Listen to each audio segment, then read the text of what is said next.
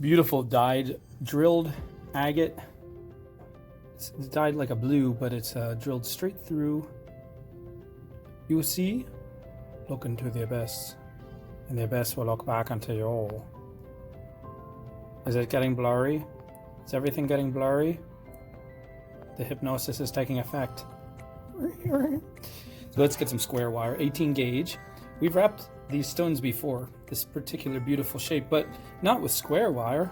Let's see what the difference is. Maybe it'll be amazing. Let's take 2.5 feet, because we love to take 2.5 feet. Yeah. All right, let's see. Let's put it straight through. Oh, yes. Always check your hole to make sure the wire fits before attempting a project. If you have multiple beads, check all of them. Check what the size wire you have. Make adjustments as needed. Okay, so I'm in the very middle of my wire. I know because I put my two ends together. And as usual, I'm going to crimp and crimp. I'm going to make this guy come around my finger. You've got me wrapped around your finger, just like those times before, when I was lost within your gaze upon the dance floor. You ever hear that song? I bet you have not, because I just made it up. All right, let's, should we make another loop? Or shall we just continue? Let's make another loop. Let's make this one a little tighter. Like it's spinning.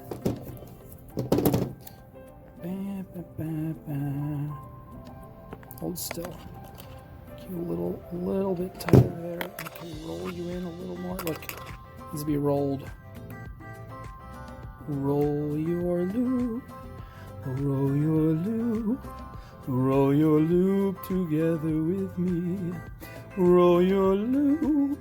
My voice is coming back after all that hoarseness. Roll your loop together with me. Now you have to think of this as a dance. Everybody thinks of wire wrapping as in the engineering form, and of course you need to have the engineering skills. Your stone has to be held secure because you're giving it to someone. You don't want it to fall apart and the wire to scratch them up and bloody them up and down like they were just attacked by a little teeny tiny itty bitty tiger. But if you're really going to enjoy this, you have to understand it's a dance. It's a flow. So the wire is flowing up and the wire is flowing down, and we'll bring the wire around so he can meet the other wire.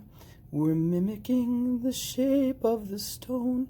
This wire comes up just the same way, and he comes around to meet the first wire, and then we cross them in elegant form. It is a dance since the day you were, you know what word fits in there, the only one that rhymes, born. All right, let's get this down, and look at that, a beautiful spiral. And with square wire, it looks even better because you can see the edges of each curve in multiple angles as the light hits it. Oh, do you have square wire? Do you not? Do you wish you had square wire like me? Well, your wish is just a fairy tale to dream, unless you go to the store that's made for selling art supplies to people who love square wire. Ah, yes. So I'm going to do something a little different right here because I'm feeling this wire. I'm just going to do an extra little loop with just this one strand. I don't know why. I don't know if it'll work. I don't know if that's strange. I do not really care. And then we'll bring these both around. And back here we're going to crisscross them because that kind of holds it better in the back so it doesn't move as much. And then we're going to just sweep back up here and take care of the rest of the stone that needs a little bit of coverage so it doesn't feel chilly and naked. And we're going to pinch this a little bit like that. Get that a little bit more curved in there. Okay.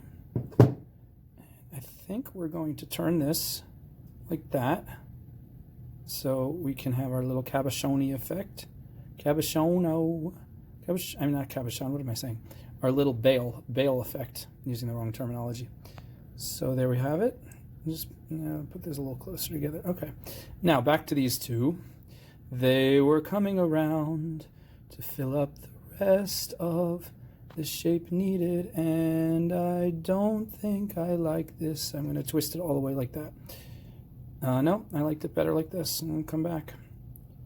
Oh, now I may put a weird crimp in that wire. See, now it's not flowing. So let's go back. Let's twist it that way. Okay, that'll do. Now these guys, let's take these up together and bring them into the same. It slides all over the stone. You got to press it tight.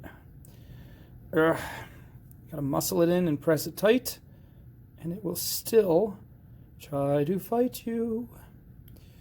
Okay, and so it's a nice curve, right? Pull this one out a little bit more. We want the little one to be little and the bigger one to be bigger. And then we're going to come up like this. Oh, you thought we were done, but nope. Come up like that, and then we're going to come around to one more loop before we scarf it. Scarf it? What is that, you say? Well, I'm glad you asked. We pretend the top is a face, and we finish off everything by giving him a beautiful little scarf. Now, I want this loop to be smaller than this loop. See, as the loops get bigger, as they come up, they get smaller. They start large, and as they get closer to the tip of the teardrop, they get smaller and smaller and smaller. So everything is flowing together. Now you roll this to get it tighter and get the curve to happen before you get too close to the top. And you can also push it down like this and then roll it. Always playing with these curves. The difference between a beautiful curve and a like meh curve, well, you guys are mostly artists, you probably already know, but you know, everybody's at a different place, and some people are better with the technical stuff and they appreciate the art, but they're better at the engineering side. And then some people are just naturally gifted at the whimsical, artistic side. It's a left brain, right brain thing, but everybody has a little of both. So what we'll say is the difference between a pen that draws and one that doesn't is imagination. Can you see my beautiful drawing? Use your imagination. Or maybe I'll just get something else. So if we have our teardrop, right? And the difference between a beautiful curve and a not so beautiful curve is, does it flow? Are you feeling the flow? Do you feel it? You see that? Now, if we were to do, if you're just not paying attention to your curve, you could do the very same thing, and you could have it go that. That looks kind of cool too in a different sort of way. But this, you feel it. You feel like it's flowing. You can feel the water flowing. You can hear the music start. And it's not just that this is Flintstone-y. This can turn into this. After the wire is down, you can press up here. You can push this over. You can sculpt your wire across the face of the stone afterwards. And that makes a huge difference, because where you place your loops needs to all be balanced together with the stone. And I'm not saying that I'm perfect at this or that I always get it just the way I want. I'm just telling you the strange things that run through my imagination as I'm making these bizarre pieces. Okay, so we're starting to give the little baby face a scarf. And I'll come around a couple more times. You can go around as many times as you want until you feel like he is sufficiently warm. You don't want to go up too high so it's over his mouth and he can't breathe. Well, in this case, nowadays, maybe you do want to do that, because then, you know, he'll be safer when he enters a store and has to be stay safely enough away from other people who are breathing the same air. I was looking for my good cutters. These cutters are beautiful. They're gifted to me. They look like a parrot. Rah, rah, rah, rah, rah, rah, rah. Anyway, cut it halfway across. Make sure you're not cutting any of the extra wire that you don't want to cut. Boom. 2 layers of 18 gauge square wire. Cut it through it like butter. Like butter. Now we're going to pinch these towards the middle of the little bowl we created by the scarf and then pinch them down. So pinch them towards the middle. You can do one at a time or both at the same time, whichever feels better. Pinch them towards the middle and then pinch them down in. And they're gone forever. Never to scratch anyone. This is secure. This is strong. This is secure. It's all secure. It's all strong. I'm going to press this tighter against the stone. We can use the side of these so we don't scratch and we don't hurt our fingers because our fingers are so delicate. I'm so delicate. Yeah, you are. Hey, you're supposed to say that's beautiful. I'll say what I want. Oh, fine. I'm just going to go over here then. Yeah, you do that. Huh, yeah. So sensitive. Ugh. Anyway, so I really like how this came out. It's almost magical. It's almost like Disney. Whimsical. All right, so like I said, you can turn this way and you can put your chain or cord through it, but I liked how it showed like this better. And so this, therefore, we'll put like 3 jump rings and then we'll put our quarter chain. And we are done. Hope you all have a wonderful evening of enchantment and beauty.